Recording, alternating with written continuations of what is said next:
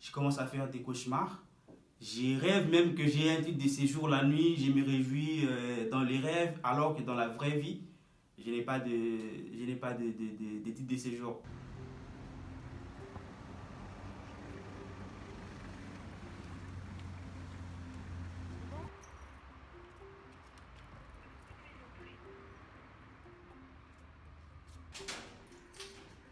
Rien du tout, pas de courrier.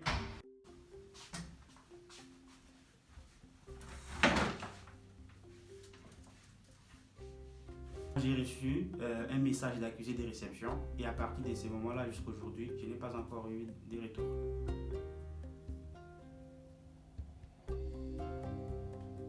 là, je vais voir mes messages. Je ne sais pas si j'ai le message là-bas.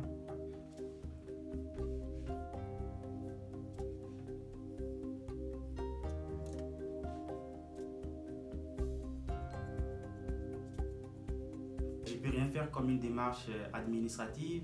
Je ne peux pas chercher un petit travail pour survivre. Figurez-vous que je ne suis pas boursier. Je ne peux rien faire. J'avais également quelques allocations par rapport à mon logement. Ça a été coupé. Donc tout ça, je n'ai rien du tout. C'est très compliqué.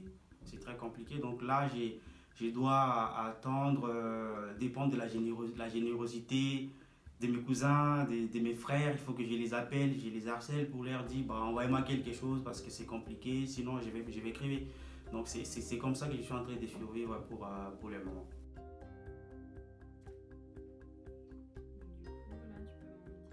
Voilà, ça c'est ma valise que j'ai déjà préparée il y a de cela un mois. Donc j'espérais voyager pour aller voir ma mère, comme elle n'est pas en bonne santé.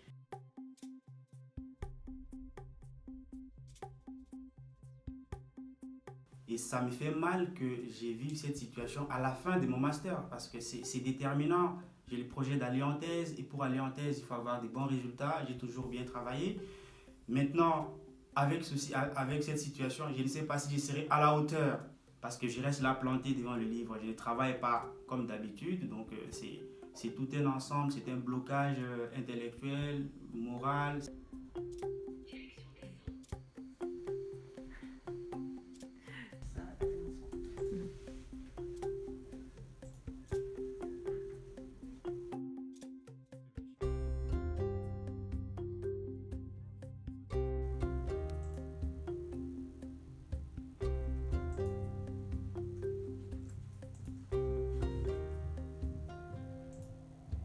En novembre, cette situation, l'accumulation des demandes a fait qu'un certain nombre d'étudiants qui se sont manifestés, ils ont eu raison parce qu'ils n'avaient pas cette attestation provisoire. Un message a été envoyé aux préfectures mi-novembre et en une dizaine de jours à peu près, les attestations étaient délivrées aux étudiants.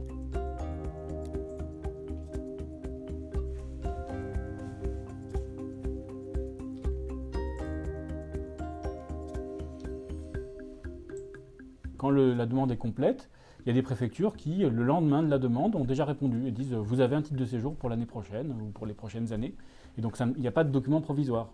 C'est l'intérêt aussi, c'est d'éviter que l'étudiant passe une partie de son année universitaire avec des documents provisoires qu'il doit renouveler en préfecture, pour qu'il doit prendre rendez-vous. Tout ça, c'est fini. Je dépose en ligne ma demande. 20-25 jours après, en moyenne, j'obtiens la réponse, c'est-à-dire le fait que j'ai un titre de séjour désormais, suffisamment vite pour que le titre actuel de l'étudiant ne soit pas expiré.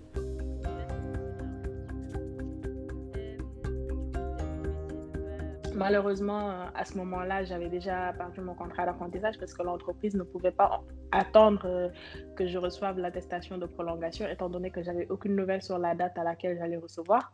Donc, ils ont tout bonnement rompu le contrat. Ma date butoir pour en trouver au niveau de l'université, elle est passée parce que c'était début décembre.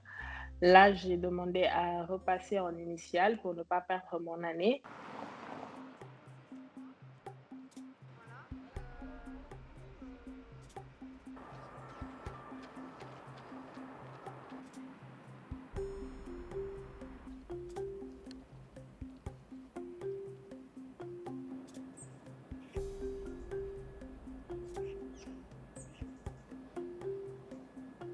Tous ces étudiants-là, comment est-ce que le gouvernement va les dédommager? Nous, ce qu'on demande, c'est qu'il y ait des réponses concrètes, à la fois qu'on permette enfin aux étudiants étrangers d'accéder aux aides sociales, aux bourses d'abord, mais aussi aux aides d'urgence. Si le gouvernement souhaite mettre en place une aide exceptionnelle, il peut le faire, mais il n'empêche que ça ne résoudra pas le problème sur le temps long. Parce que le souci, il est aussi là. Il est qu'il faut pouvoir avoir une aide qui n'est pas seulement une aide ponctuelle. Ces étudiants, ils ont besoin d'une aide de long terme. Quand on a perdu un emploi, on n'a pas simplement besoin de compenser le mois de novembre. On nous a dit c'est dur d'avoir 20 ans en 2020. C'est dur d'être étudiant étranger en France en 2020.